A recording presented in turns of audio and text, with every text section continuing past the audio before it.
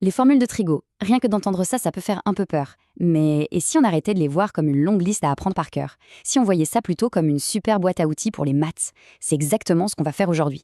On va construire cette boîte ensemble, outil par outil. Allez, on plonge dedans. Cette image, elle peut sembler un peu intimidante, non? On dirait un vrai mur de formules. Mais l'idée, ici, c'est de changer complètement notre façon de voir les choses. Ce n'est pas un mur ininfranchissable, non. C'est une collection d'outils. Et chaque formule a son rôle, sa spécialité. On va découvrir ensemble comment et quand s'en servir. Voilà notre plan de montage. On va commencer par la base, la fondation de tout le reste, l'identité fondamentale. Ensuite, on ajoutera les premiers outils, les propriétés de base. Puis on apprendra à se déplacer sur le cercle avec les angles associés, avant de passer aux outils plus costauds pour transformer les expressions. Enfin, on mettra tout ça en pratique pour résoudre des équations et à la fin, on aura une boîte à outils bien complète. On attaque par la pièce maîtresse, la fondation absolue de toute la trigonométrie. S'il n'y avait qu'une seule chose à retenir de tout ça, mais vraiment une seule, ce serait celle-ci. C'est la clé de voûte de tout l'édifice. Et la voilà. Cosinus carré de x plus sinus carré de x égale 1. Tout le temps, pour n'importe quel angle. C'est quand même fou de se dire que cette petite égalité, toute simple, c'est elle qui est à l'origine de dizaines d'autres formules. C'est vraiment le point de départ de tout. Mais d'où est-ce qu'elle sort cette formule? Eh bien, regardez le cercle. Par définition, n'importe quel point sur ce cercle a pour coordonnée cosinus x, sinus x.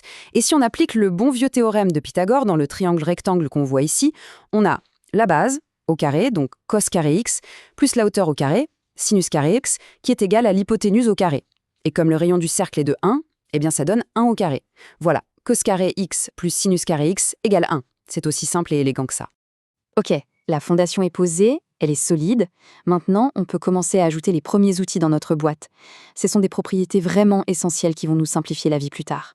Ici, le mot-clé, c'est la symétrie. La fonction cosinus, elle, est paire. Imaginez un miroir posé sur l'axe vertical, que l'angle soit positif ou négatif, son cosinus est exactement le même. Le sinus, en revanche, est impair. Là, c'est une symétrie par rapport à l'origine. Sin de moins x est l'opposé de sin d'x. C'est une différence fondamentale à toujours garder en tête. Ensuite, on a la tangente et la cotangente. Il faut juste les voir comme des rapports, des fractions entre le sinus et le cosinus. Et le truc vraiment cool, c'est que les deux dernières formules découlent directement de notre identité fondamentale, le fameux cos carré x plus sin carré x égale 1. Si on prend cette identité et qu'on divise tout par cos carré x, on obtient la première. Si on divise tout par sin carré x, paf, on a la deuxième. Tout est lié. Allez, on passe à une nouvelle catégorie d'outils. Ceux-ci vont nous permettre de nous balader intelligemment sur le cercle trigonométrique. En gros, comment la valeur d'un sinus ou d'un cosinus change si on ajoute pi ou pi sur 2 à notre angle de départ. C'est ce qu'on va voir tout de suite. Prenons cet exemple, l'angle pi moins x. Visuellement, sur le cercle, on voit tout de suite que les points qui correspondent aux angles x et pi moins x sont symétriques par rapport à l'axe vertical. Ils ont donc la même hauteur, ce qui veut dire que leur sinus est identique. C'est une super astuce de navigation sur le cercle. Et ici, avec pi sur 2 plus x, c'est une autre histoire.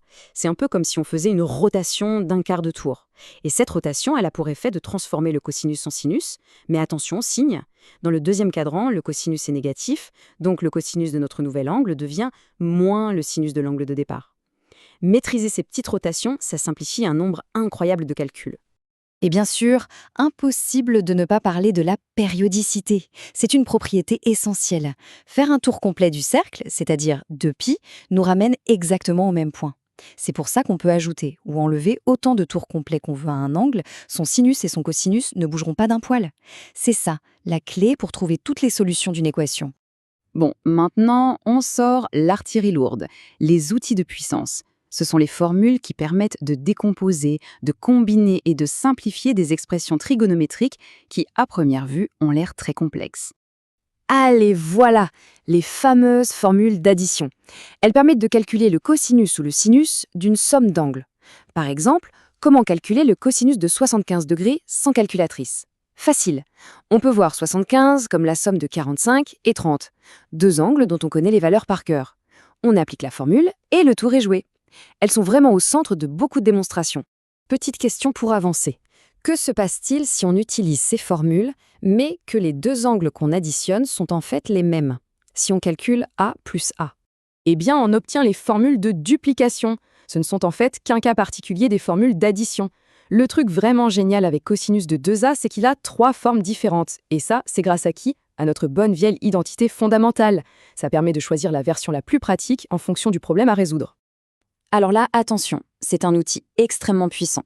Toute expression qui mélange un cosinus et un sinus, du type a cos x plus b sinus x, peut être réécrite comme une seule et unique fonction cosinus. C'est comme si on fusionnait 2 vagues en une seule, plus grande et un peu décalée. Ça simplifie radicalement l'étude de fonctions et la résolution d'équations complexes. Bon, on a tous nos outils. La boîte est bien remplie. Maintenant, il est temps de les mettre au travail. Parce que le but final de cette boîte à outils, c'est quand même souvent de pouvoir résoudre des équations trigonométriques. Ce tableau résume parfaitement la méthode. Si cos d'x est égal à cos de a, ça veut dire qu'on cherche tous les points du cercle qui ont la même abscisse. Il y en a toujours deux, un en a et l'autre en moins a à un tour complet près. Pour le sinus, c'est la même logique, mais avec l'ordonnée. Donc les solutions de base sont a et pi moins a. Et pour la tangente, c'est encore plus simple avec une période de juste un demi-tour. C'est la structure logique à suivre à chaque fois. Et voilà, notre boîte à outils est maintenant complète. On peut faire un rapide inventaire pour admirer le travail. Alors qu'est-ce qu'on a dedans? Notre fondation, l'identité fondamentale. Nos outils de base pour comprendre le comportement des fonctions, parité et périodicité. Nos techniques de navigation sur le cercle, les angles associés. Nos outils de puissance pour tout transformer, les formules d'addition et de duplication. Et enfin, le mode d'emploi pour tout utiliser, la résolution d'équations. Avec ça, on est paré pour la plupart des problèmes de trigonométrie. Pour conclure, je laisse cette question en suspens. Ces fonctions ne servent pas juste à passer des examens. En fait, elles sont partout autour de nous. Elles décrivent des ondes, des vibrations, des cycles, des ondes sonores à l'orbite des planètes en passant par le courant électrique. Alors, où est-ce qu'on retrouve ce rythme, cette périodicité de sinus et cosinus dans le monde qui nous entoure? C'est à ce moment-là que les maths deviennent vraiment fascinantes.